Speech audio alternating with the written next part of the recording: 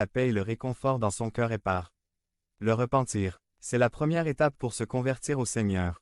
C'est pourquoi repentez-vous et convertissez-vous, afin que vos péchés soient effacés, afin que des temps de rafraîchissement viennent de la présence du Seigneur. Acte 3, 19. La Bible dit que si vous ne vous convertissez pas dans votre cœur, vous serez déracinés comme la balle que le vent chasse. Ils n'auront pas non plus l'occasion d'élever une voix accusatrice, d'accuser le pécheur, et encore moins de s'excuser le grand jour du jugement. Psaume 1, 4 à 5. C'est pourquoi maintenant, dit l'Éternel, tournez-vous vers moi de tout votre cœur, en jeûnant, en pleurant et en deuil. Déchirez votre cœur, et non vos vêtements, et retournez à Jéhovah votre Dieu, car il est miséricordieux et compatissant, lent à la colère et riche en miséricorde, et attristé par le châtiment. Joël 2, 12 à 13. Les convertis et leur plaisir spirituel. Il y a une grande différence entre une personne convertie et une personne convaincue. Le premier est un individu béni, le second est un malheureux. Béni est la traduction du mot grec makarios qui signifie heureux, joyeux, béni, satisfait, etc. Le psalmiste dit qu'il est béni parce qu'il vit une vie de consécration totale. Séparé des désirs mondains qui luttent contre l'âme. Un converti ne s'unit pas à des jougs inégaux pour participer à ses débauches, ni ne s'associe aux pécheurs pour participer au conseil des méchants. Il ne critique pas, mais prie. Il ne détruit pas mais construit. Il n'exige pas, mais attend. Il ne supporte pas le mal des méchants, mais il ne se convertit pas non plus à eux.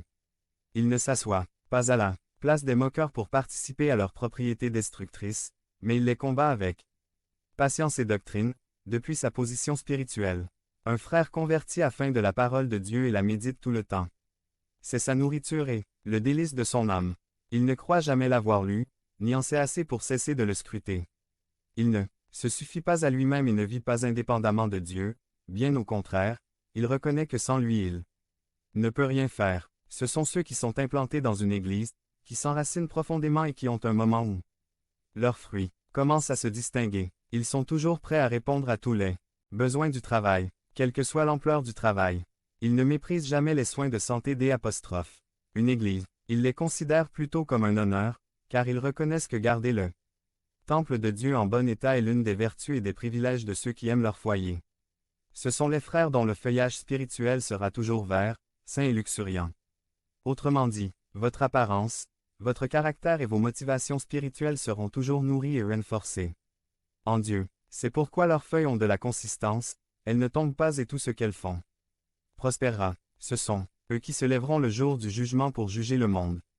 1 Corinthiens 6, 2 à 3. En conclusion, les convertis ne sont pas facilement éloignés de leurs convictions et de la volonté de Dieu, quoi qu'il arrive. Ils font partie de la solution, jamais du problème. Devenez membre de la chaîne et AIDEZNOUS à propager la parole de Dieu dans le monde entier. Samedi 16 mars 2024.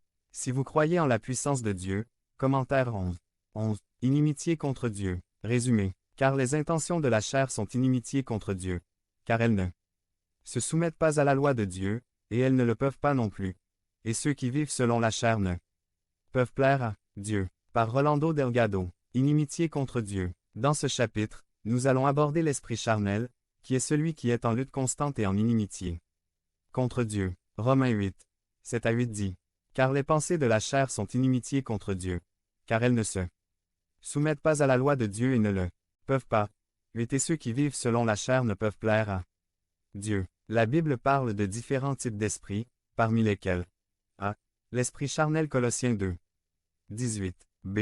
L'esprit naturel 1 Corinthiens 2. 14. C. L'esprit spirituel Éphésiens 4. 23. D.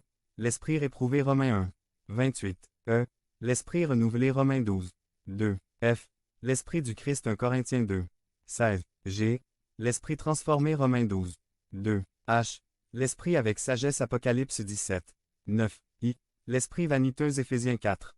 17. La différence entre l'esprit naturel et l'esprit charnel est que l'esprit naturel n'a pas été traité et vit dans un état de l'ignorance spirituelle, pour ne pas connaître Dieu.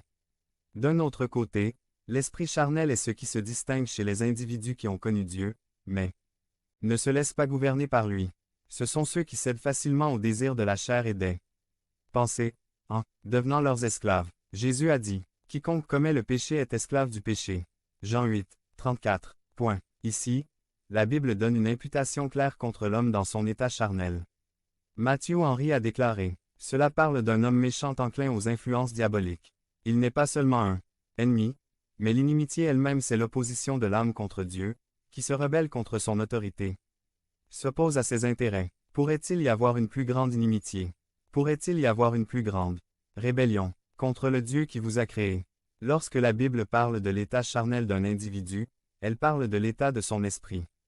La mentalité pécheresse est l'ennemi de Dieu. Nouvelle version internationale, Romains 8. 7. Le mot grec traduit par inimitié est ectra. De l'adjectif ectro. Cela signifie hostilité. Devenez membre de la chaîne et AIDEZNOUS à propager la parole de Dieu à travers le monde. Point. Samedi 16 mars 2024. Si vous croyez en la puissance de Dieu, commentez 11. 11. Inimitié, opposition, désaccord, etc. L'esprit de l'homme déchu n'est pas simplement hostile à Dieu, c'est l'opposition elle-même en action. L'apostrophe. Esprit charnel est une rivalité contre Dieu. L'ectra lui-même signifie inimitié personnelle, haine, dégoût et opposition contre Dieu, comme cet homme est différent de celui qu'il a été créé à l'origine. Au commencement, Dieu créa l'homme.